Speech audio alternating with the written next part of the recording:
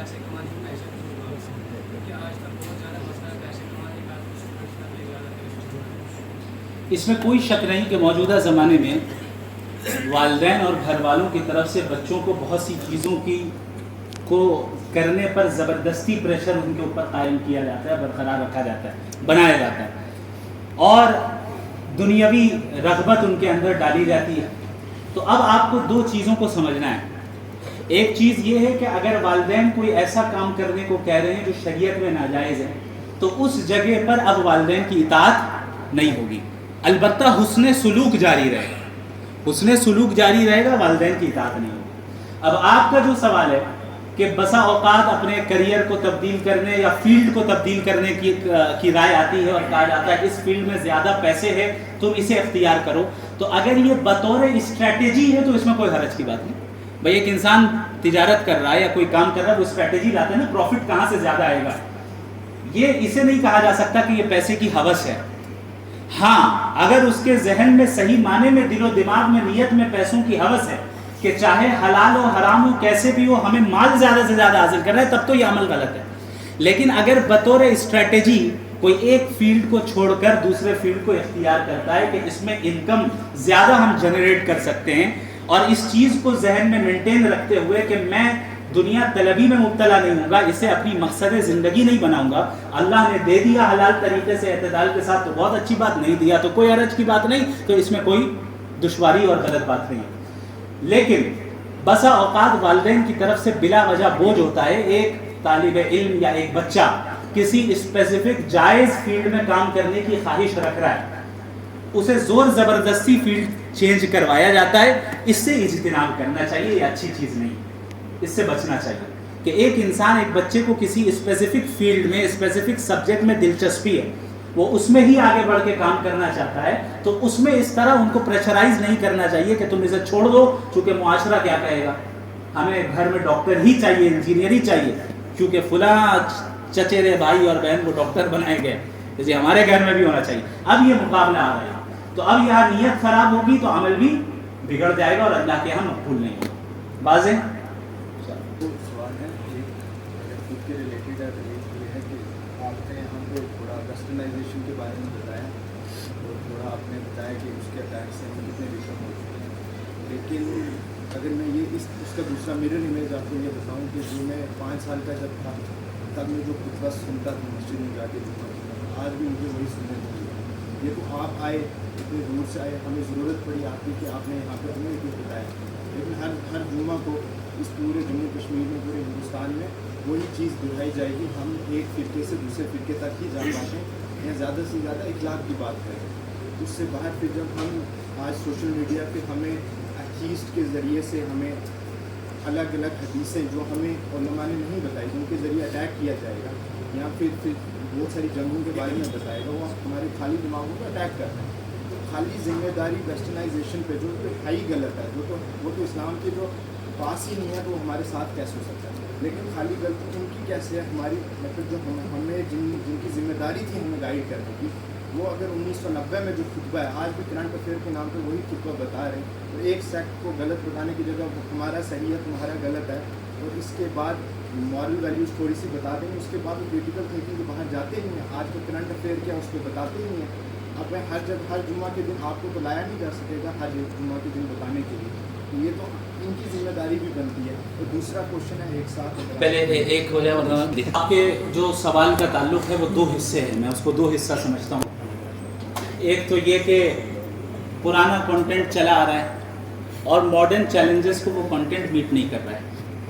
دوسری چیز کہ صرف فرقے میں پھنسے ہوئے، تو اس کو میں 2 الگ الگ بیان کروں گا۔ سب سے پہلی چیز یہ آپ کہہ رہے ہیں کہ ماڈرن چیلنجز کا جس بڑے پیمانے پہ دعات علماء مصلحین کو اسے انٹرٹین کرنا چاہیے اور پھر اس کو کاؤنٹر کرنا چاہیے، اس میں خلا ہے، میں اس سے 100% اتفاق رکھتا ہوں، یہ بالکل صحیح بات ہے کہ یہ خلا ہے۔ اور یہ دراصل خلا کہاں سے پیدا ہوا؟ وہ اس نیریٹو سے پیدا ہوا کہ دین الگ ہے دنیا الگ ہے، اور اس نیریٹو کے تحت ہم نے دنیاوی ایجوکیشن کو دنیاوی ایجوکیشن کہہ دیا، دینی ایجوکیشن کو دینی ایجوکیشن کہہ دیا، اور یہ بن گیا ہمارے یہاں دو گروہ بن گئے کہ بھائی جو ماڈرن ایجوکیشن پڑھ رہا ہے وہ دین کو کچھ نہیں جانتا، جو دین کو پڑھ رہا ہے وہ دنیا سے بالکل ناواقف ہے۔ اب یہ جو خلا بیچ میں پیدا ہوا، اس کا نتیجہ یہ نکلا کہ ان کی زبانیں، ان کی اصطلاحات الگ ہیں، ان کی زبانیں، ان کی اصطلاحات الگ ہیں۔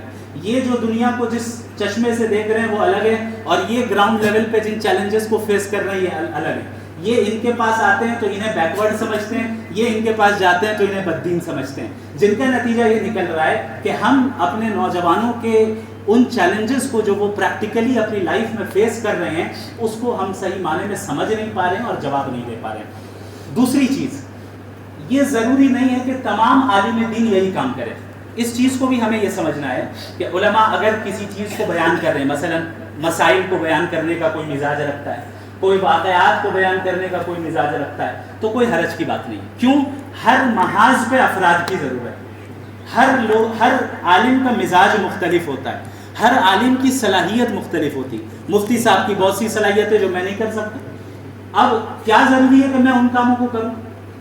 کسی اور کی دوسرے عالم دین کی طرح صلاحیت نہ ہو، کوئی ضروری نہیں کہ وہ کام کریں۔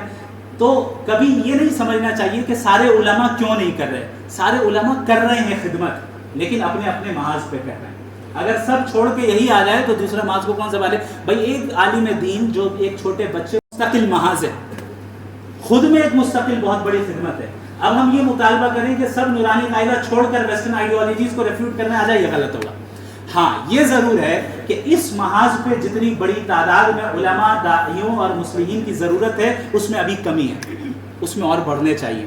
نتیجہ کیا، سبب کیا ہے؟ یہی سبب ہے کہ ماڈرن آئیڈیالوجیز سے واقفیت نہیں ہے، ہمارے اداروں کے سلیبس میں جمود ہے، ہم اس میں تبدیلی لانے کو تیار نہیں ہیں، اور ذرا سی فرعی تبدیلی کو بھی ہم دین سے انحراف سمجھنے لگ جا رہے ہیں۔ یہ ایک بہت بڑا چیلنج ہے۔ اب اس میں کیا کیا جا رہا ہے؟ الحمدللہ ایک بڑی تعداد علماء کی اس ناحیے سے متحرک ہے، اور اب کام ہو رہا ہے، اگرچہ دیر سے ہو رہا ہے لیکن ہو رہا ہے، دیر آئے درست آئے۔ اب آہستہ آہستہ مدارس سے ملاقاتیں ہو رہی ہیں، منتظمین سے، علماء سے ملاقاتیں ہو رہی ہیں، اور ان کو آگاہ کیا جا رہا ہے کہ بھئی یہ فتنہ کتنا خطرناک فتنہ ہے۔ اب تک تو اسے فتنہ بہت سے اداروں میں سمجھا ہی نہیں جا رہا ہے، چونکہ وہ ایک مخصوص دائرے کے اندر ہے، اور ایسا محسوس ہو رہا ہے کہ شاید پوری دنیا ایسی ہے، جبکہ دنیا مختلف ہے۔ تو الحمدللہ اس کی کوششیں ہو رہی ہیں کہ نصاب کی اصلاح ہو، ایسے افراد کی تیاری ہو، اور میں خود بھی ایک ادنا سی خدمت انجام دے رہا ہوں اپنے شہر کلکتہ میں۔ وحیان فاؤنڈیشن کا جو ہم نے وہ کیا، اس میں باقاعدہ ہمارا تھیم یہ ہے کہ ایسے علماء نکلیں جو ماڈرن چیلنجز کا مقابلہ کریں، اور اس طریقے سے اور بھی ساؤتھ انڈیا میں اور اس کے علاوہ ایسٹ میں بہت سارے ادارے ایسے وجود میں آئے ہیں۔ اس کا رزلٹ آئندہ 5-10 سالوں کے بعد ہی نظر آئے گا، فوراً نظر نہیں آئے گا۔ دوسرا جو آپ کا سوال تھا کہ فرقوں میں ہی پھنسے رہتے ہیں، تو اس کو بھی میں دو ناحیے سے دیکھتا ہوں۔ ایک یہ کہ معاملہ اگر عقیدے کا ہے تو ظاہر ہے دوسرے باطل فرقوں کی تردید ہوگی، یہ پاسبل ہی نہیں ہے کہ ایک نیا فرقہ وجود میں آ جائے اور غلط عقیدہ رکھے اور ہم اس فرقے کی اس کی مخالفت نہ کریں۔ اگر اس مخالفت کو بھی یہ سمجھا جا رہا ہے کہ بھائی یہ فرقہ واریت پھیلانے والے ہیں اور خالی فرقہ والی بات کر رہے ہیں، یہ غلط فہمی۔ بھائی حضرات صحابہ کے زمانے میں خوارج کا فرقہ وجود میں آیا، کیا ضرورت؟ اتنے دیندار لوگ نمازیں پڑھ رہے ہیں، چہرے پہ نشان ہیں، لیکن صحابہ نے مقابلہ کیا، کیوں؟ دین کو بدلا نہیں جا سکتا۔ تو اگر علماء فرقے اس ناحیے سے کر رہے ہیں کہ باطل فرقوں کے عقیدے کو ایکسپوز کر رہے ہیں اور صحیح عقیدہ پیش کر رہے ہیں، تو میں کہتا ہوں 10 مرتبہ ہونا چاہیے، روزانہ ہونا چاہیے، کیونکہ عقیدہ پورے ایمان کی مضبوطی اور اس کی بنیاد ہے۔ عقیدہ خراب ہوا، آپ جتنی فلسفیکل بات کرتے رہے، آپ جتنی آئیڈیولوجیکل بات کرتے رہے، کوئی فرق نہیں پڑتا۔ عقیدہ خراب ہوا، اعمال بھی ضائع ہے۔ تو عقیدے کی اصلاح کے لیے باطل فرقوں کی تردید کرنا یہ مطلوب ہے شریعت میں، اور صحابہ سے ثابت ہے۔ ہاں اب فروعی مسائل میں جس میں اختلاف کی گنجائش صحابہ نے شریعت نے رکھی ہے، اب اس میں بھی ہم تشدد اختیار کریں اور چھوٹے موٹے علمی اور فروعی مسائل میں اختلاف کی وجہ سے ایک دوسرے پر کفر اور کا فتویٰ لگاتے رہے، ایک دوسرے کو فاسق فاجر کہتے رہے، یہ ہے پرابلمٹک مسئلہ، یہ صحابہ کے نہج سے ہٹا ہوا ہے۔ تو یہ میں سمجھتا ہوں کہ جواب ملا۔ آپ نے جو کہا کہ یہ جو کنٹینٹ پھیل رہا ہے اس کے لیے ہم کیا کر رہے ہیں، اس کے لیے بھی کوششیں کی جا رہی ہیں، لیکن اس پہ بڑے پیمانے پہ ہونا چاہیے، ابھی بہت کمی ہے۔ اب مسئلہ یہ ہے کہ ہمارے گاؤں دیہات کا آپ نے ذکر کیا، وہ آئیڈیالوجیز باطل فرقہ پھیلا رہے ہیں۔ مسئلہ یہ ہے کہ ایک گاؤں دیہات کا آدمی کلمہ توحید نہیں جانتا، اس سے میں کیا ویسٹرن آئیڈیالوجی کی بات کروں؟ اتنی زیادہ جہالت ہے. آپ جب گاؤں کے علاقوں میں جائیں, ایسے علاقوں میں جائیں جہاں پہ جو ہے آبادی کم ہے, آپ دیکھیں کلمہ توحید تک کو نہیں پڑھ سکتے وہ. تو ایسی جگہوں پہ بالکل بنیاد سے محنت ہونی چاہیے, بنیاد سے کوشش ہونی چاہیے. ابھی ہم کانٹینٹ تیار کر کے وہاں پیمفلٹ تقسیم کروا دیں, نہ وہاں کسی کو انگلش آتی ہے, نہ اردو آتی ہے, نہ کچھ آتا ہے, اور وہ اس معیار اور اس لیول کی چیز کو سمجھ نہیں پائے گا, تو ہم کیسے اس کے ساتھ بات کریں گے؟ کانٹینٹ تیار ہونا چاہیے کن لوگوں کے لیے؟ جو کانٹینٹ کو, اس کانٹینٹ کے معیار کو میٹ کرتے ہوں, ان کی انٹلیکچوئل جو اسٹینڈرڈ ہو, معیار ہو, وہ اس لیول پہ ہو کہ ان چیزوں کو سمجھ سکے. اور اس کے لیے الحمدللہ بہت سے علماء, بالخصوص جو ہے بعض دیگر ممالک کے مسلمان کنٹریز میں علماء نے بڑے خدمات کیے ہیں, کر رہے ہیں. بہت سی کتابیں ان آئیڈیالوجیز پر آئی ہیں, ان جو اعتراضات قرآنی آیتوں پر کیے جاتے ہیں. یہ جو آپ نے 26 آیتوں کا حوالہ دیا, ہمارے خود حضرت مولانا خالد سیف اللہ رحمانی صاحب نے باقاعدہ صرف اسی 26 آیتوں کو بالکل مختصر بکلیٹ کی شکل میں اس کے جواب کو شائع کیا. صرف اسی جس شخص کا آپ نے نام لیا, اسی کی اس جو رپورٹ اس نے پیش کی یا جو کتاب اس نے شائع کی, اسی کے رد میں. تو کانٹینٹ موجود ہے, لیکن اب اس کو کیسے ہم لوگوں تک پہنچائے, اس کو ہم کیسے عام کریں, کیسے پڑھیں, یہ اس کو جاننا اور اس میں مزید محنت کرنا یہ ضروری ہے ہمارے لیے انشاءاللہ. مختصر سوال. السلام علیکم. میرا سوال آج کے اسٹوڈنٹس کے ریلیٹڈ ہے. آپ نے بتایا ویسٹرن سویلائزیشن کا, باقی چیزیں بھی, اس کے لیے ہمارا بیسک نالج جو ہے ہمارا قرآن, اس کو سمجھنا اور اس پہ غور و فکر کرنا ضروری ہے. تو فرسٹلی جب اسٹوڈنٹ ایک سٹیپ کرنا چاہتا ہے دین کی طرف, تو اس کے سب سے پہلے یہ کنفیوژن آ جاتی ہے کہ وہ کس طرف جائے. یعنی ہم اگر قرآن کی طرف جائیں, اس کے تفسیر کی طرف جائیں, سیرت نبی کی طرف جائیں, تو ڈفرینٹ رائٹرز, ڈفرینٹ اسکالرس ہمارے سامنے آ جاتے ہیں. فرسٹ کنفیوژن وہاں پہ. آن لائن چلے جائیں, یوٹیوب پہ چلے جائیں, کسی اور سوشل میڈیا پہ, تو ڈفرینٹ تھنگس, ڈفرینٹ جتنے بھی ہمارے پاس رائٹر, جتنے بھی اسپیکرس ہمارے پاس آتے ہیں, تو ان میں کنفیوز ہو جائے. تو ایک پرٹیکولر وے کیا ہوگا اس کو سمجھنے کے لیے, تفسیر کو سمجھنے کے لیے, قرآن کو سمجھنے کے لیے, اس کے لیے ایک پرٹیکولر وے کیا رہے گا, کس کو سمجھے, کس کو جانے؟ پرٹیکولر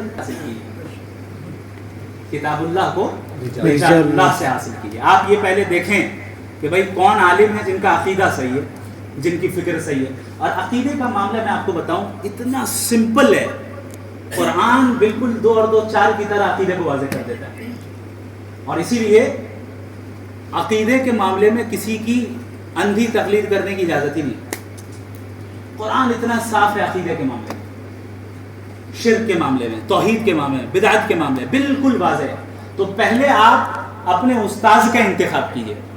دیکھیں آج کل جو ٹرینڈ چل گیا ہے نا کہ سکھنا.com میں جا کے ہم حدیث پڑھ لیں گے, صحیح انٹرنیشنل کا ٹرانسلیشن نکال لیں گے, اور ہم چلے جائیں گے بھائی اسلام ویب میں جا کے 2 4 فتوے نکال لیں گے, ہو گئے ہم مفتی, ہمیں ضرورت نہیں. اب تو ماشاءاللہ ایک اور فتنہ آ گیا ہے, ایک قدم آگے, اب کہیں جانے کی ضرورت نہیں, چیٹ جی پی ٹی سے پوچھیے.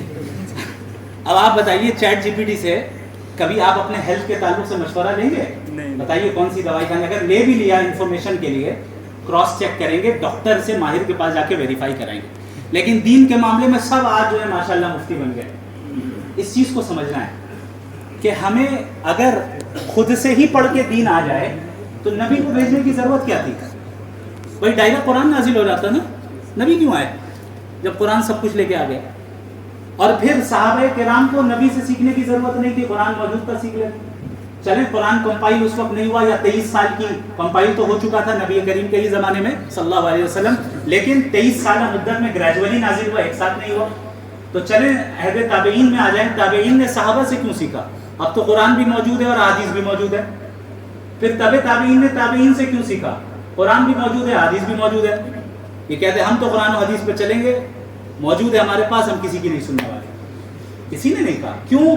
کیونکہ نبی نے ہی یہ مزاج بنایا کہ کتاب اللہ کو رجال اللہ سے حاصل کرنا ہے, سیکھنا ہے, سمجھنا ہے. تو پہلے آپ اپنے استاذ کا صحیح انتخاب کیجیے, عالم دین کا صحیح انتخاب کیجیے. ماشاءاللہ ہمارے مفتی صاحب موجود ہیں یہاں پہ, باصلاحیت عالم دین ہیں, ان کے پاس آئیں, یا ان جیسے جو دیگر علماء کرام ہیں جن کے عقائد صحیح ہیں, افکار صحیح ہے, جو یا اپنے ذاتی غرض اور دنیاوی مفاد کے لیے نبی کی تعلیمات کو چینج نہیں کرتے, ان علماء کے پاس آئیں اور دین سیکھیں اور ان سے پوچھیں کہ گریجول طریقہ کیا ہے علم حاصل کرنے کا. آج کل لوگ ڈائریکٹ بخاری پڑھ رہے ہیں, یہ بھی بہت بڑا فتنہ حضرت. یہ تو ایسا ہو گیا کہ کلاس 1 کے بچے کو آپ کلاس 10 کا سلیبس پڑھائیں, یہ ایسا ہو گیا. صحیح بخاری جو ہے یہ کوئی معمولی کتاب نہیں ہے. فقہ البخاری فی تراجمہ, امام بخاری رحمہ اللہ ایک ہیڈنگ قائم کرتے ہیں ہر چیپٹر کا اور پھر اس کے تحت حدیث لاتے ہیں اور اپنی بات کچھ نہیں کرتے ہیں. وہ کیا استدلال کر رہے ہیں اس حدیث سے, کیا کہنا چاہ رہے ہیں, کچھ نہیں بتاتے ہیں, لیکن ہیڈنگ قائم کر کے سب کچھ بتا دیتے ہیں. کبھی کبھی ہیڈنگ اور حدیث میں کنٹراڈکشن ہوتی ہے, سمجھ ہی نہیں سکتے آپ کہنا کیا چاہ رہے ہیں. یہ اتنی اونچی لیول کی کتاب ہے.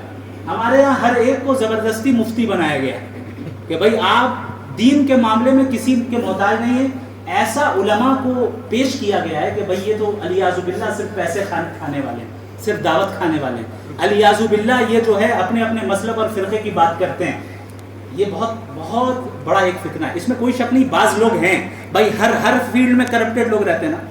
اب کوئی ہمیں ایسا ڈاکٹر مل جائے جو کرپشن میں مبتلا ہو, جھوٹی چیزیں کرائے, سرجری غلط کرائے, سارے ڈاکٹر ایسے ہی ہوتے ہیں. آج سے میں کسی ڈاکٹر کے پاس نہیں جاؤں گا, اب چیٹ جی پی ٹی سے ہی پوچھوں گا.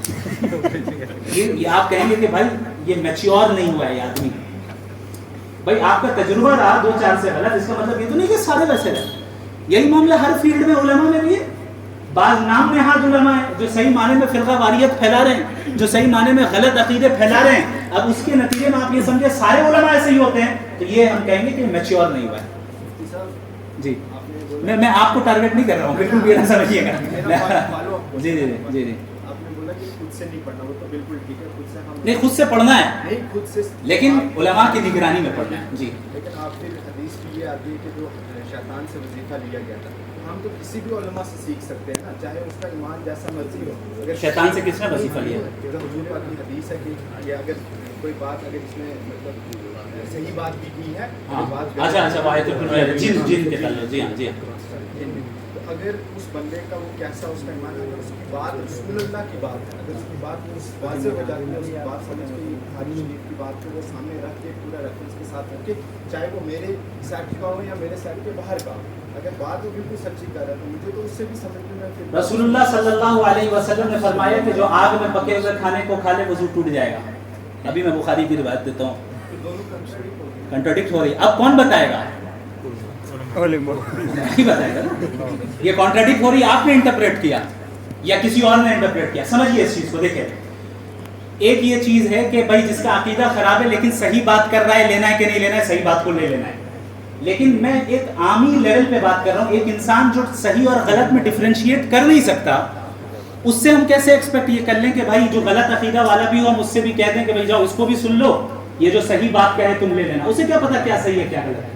تو ایسے لوگوں کو تو یہی کہا جائے گا کہ آپ پہلے اپنے استاذ کو چیک کیجئے کن کے پاس آپ پڑھ رہے ہیں, ان کی نگرانی میں پڑھیں. آپ غلط عقیدے والوں کو نہیں سنیں. ہاں, آپ کی علمی اور انٹلیکچوئل معیار اس لیول کا ہو گیا ہے کہ اب آپ صحیح اور غلط کے درمیان فرق کر سکتے ہیں.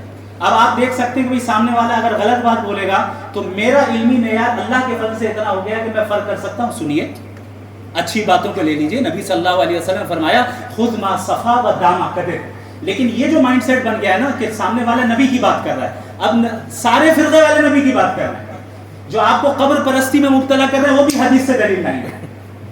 تو صرف نبی کا حوالہ دے دینا یاد رکھیے کافی نہیں ہے, بلکہ اس لیول کو, اس حدیث کو کے پیچھے کیا منشا ہے, کیا اس کا کانٹیکس ہے, صحابہ نے کیسے سمجھا, کہیں وہ حدیث منسوخ تو نہیں ہے, کہیں وہ حدیث مرجوح تو نہیں ہے, ان تمام چیزوں کا تعلق اصول حدیث سے ہے. علماء کے علاوہ کون بتائے گا؟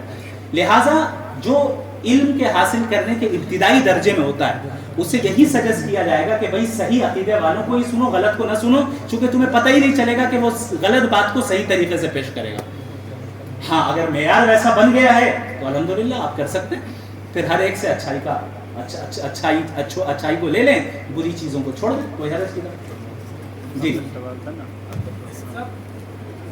جی کر لیں, پہلے یہ بیٹھیں انشاءاللہ. ایک تھوڑا میرا انفرادی کوشچن ہے کہ مطلب قرآن پڑھتے ہیں, نماز پڑھتے ہیں, حدیث پڑھتے ہیں, علماء کے ساتھ بیٹھتے ہیں, لیکن مطلب سیریس نہیں ہے اتنا زیادہ جتنا ہونا چاہیے. جی, تو ایک تو ایسا بتاؤ کہ مطلب سیریس ہو جائے, بہت زیادہ ہو جائے جتنا ہونا چاہیے. آج آپ پہلے سے بہت سیریس ہیں, اس سے زیادہ آپ نہ ہوں. دوسرا یہ ہے کہ توحید کی بات آتی ہے جب, تو مائنڈ میں ایک سوال آتا ہے کہ جب ہم کچھ ایسے لوگوں کو بولتے ہیں کہ اللہ کے سوا کوئی مطلب مشرک, مطلب ہم وہ کام نہ کریں جو مشرکین مکہ کرتے تھے, تو وہ ایسا مطلب وہ بناتے ہیں کہ ہوا کہ مطلب کہ ہم تو شرک کر ہی نہیں رہے، ہم کسی سے بھی مدد مانگ سکتے ہیں. تو واضح طور پر مطلب ایک تو ہوگی قرآن شریف، قرآن سے ایک اشارتاً ایک بات، لیکن ایک واضح طور پر ایسی کوئی دلیل ہے جس میں بالکل 2 2 4 کی طرح کلیئر ہو جائے کہ مطلب اللہ کے سوائے غیر اللہ کو ہم نہیں بتا سکتے ٹوٹلی. پہلی چیز تو آپ نے یہ بیان کی کہ سیریسنس کیسے لائیں دین کے معاملے میں. یہ سیریسنس انسان کے اندر اسی وقت اور اسی مقدار میں آئے گی جتنے مقدار میں آپ نے دنیا کی حقیقت کو سمجھا ہے.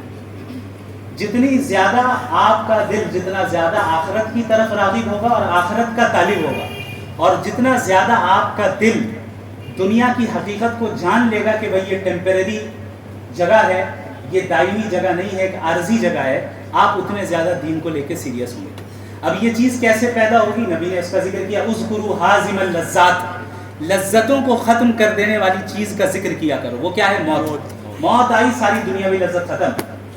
لہٰذا اپنے آپ کو ایسے لوگوں کے ارد گرد رکھیں، سراؤنڈ کریں جو آپ کو اللہ کی یاد دلاتے ہوں، جو آپ کے سامنے دنیا کی حقیقت واضح کرتے ہوں، جو آپ کو آخرت کی طرف راغب کرتے ہوں. انشاءاللہ آہستہ آہستہ اس چیز میں تبدیلی دیکھیں گے. اور یہ بھی ایک گریجول پروسیس ہے، ایک دن میں ساری چیزیں نہیں ہوتی. ٹیمپریری ہوتا ہے نا، پھر بیچ میں گیپ آ جاتا ہے.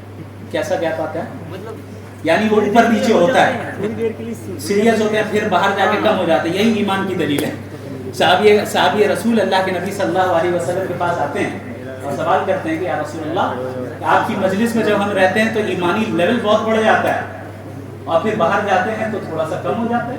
تو ایمانی کیفیت میں نشیب و فراز کا ہونا یہ فطری چیز ہے، نیچرل چیز ہے. اس سے بہت زیادہ پریشان نہیں ہونا. ہاں اگر اتنا زیادہ آپ ڈاؤن چلے جا رہے ہیں کہ گناہ میں مبتلا ہو جا رہے ہیں، یہ خطرے کی بات ہے. باقی وہ جو کانشیسنس ہے اللہ کا اور گناہوں سے بچنے کا اور دیگر چیزوں کا، اب جیسے اس مجلس میں ایک الحمدللہ ایک روحانی ماحول ہے. اب باہر نکل کے بازار میں یہ ماحول تو نہیں ملے گا، چونکہ یہ ایک مخصوص مجلس ہے جس کے متعلق نبی کریم صلی اللہ علیہ وسلم نے فرمایا کہ جب بعض لوگ اللہ کے گھر میں جمع ہوتے ہیں، قرآن کا مذاکرہ کرتے ہیں، حفتھم الملائکہ، فرشتے انہیں چاروں طرف سے گھیر لیتے ہیں. تو اس وقت چاروں طرف سے ہمارے فرشتے موجود ہیں، اور اس پہ مجھے اتنا ہی یقین ہے جتنا اس پر آپ کو یقین ہے کہ ابھی 9:15 بجے رہے. اتنا ہی یقین ہے اللہ کے فضل سے. چاروں طرف جو ہے فرشتے گھیر لیتے ہیں. وَنَزَلَتْ عَلَيْهِمُ السَّكِينَةُ، اور ان پر سکون